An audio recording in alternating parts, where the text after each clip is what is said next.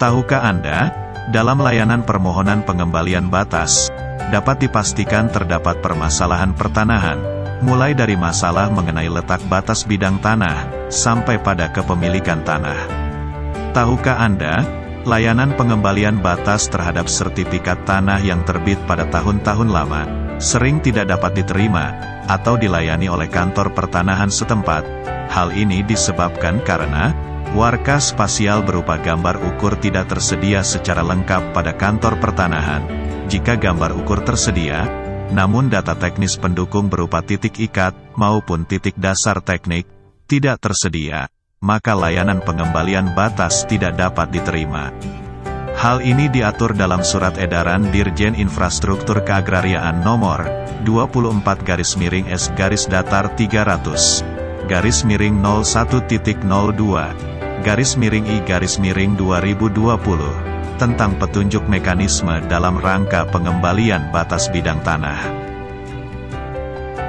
Tahukah Anda, layanan pengembalian batas biasanya didominasi oleh kelalaian pemegang hak atau pemilik sertifikat tanah yang tidak menguasai bidang tanahnya secara aktif, tidak memasang tanda batas, tidak mengenal dan mengetahui pihak-pihak yang berbatasan langsung dengan tanahnya, serta pemilik sertifikat tidak mengetahui seluruh batas bidang tanah yang dimohonkan.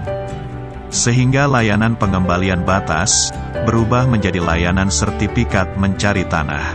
Terkait dengan permohonan tersebut, kantor pertanahan tidak dapat menerima atau menolak layanan tersebut.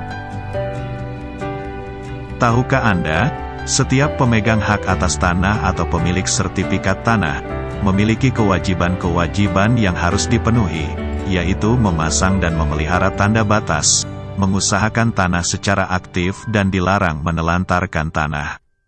Memiliki sertifikat tanah, sama dengan memiliki buku nikah.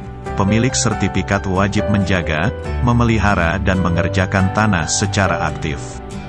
Demikian pula dengan pemilik buku nikah, wajib menafkahi istrinya lahir dan batin, menjaga dan membimbing istri.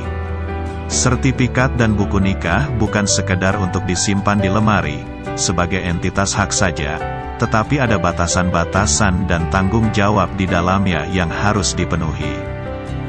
Apakah Anda rela menelantarkan tanah Anda, lalai memenuhi kewajiban terhadap tanah Anda, kemudian tanah Anda dikelola, dikerjakan dan dimanfaatkan secara aktif oleh orang lain? Apakah Anda juga rela meninggalkan istri Anda yang cantik, tidak menafkahi lahir dan batin, kemudian ada orang lain menjaga dan mengerjakan secara aktif istri Anda? Ingat, pegawai BPN bukan tukang jaga tanah Anda. Ingat, pegawai BPN bukan satpam tanah Anda. Pegawai BPN hanya bertugas membantu menjaga tanah Anda secara data, secara digital di kantor pertanahan.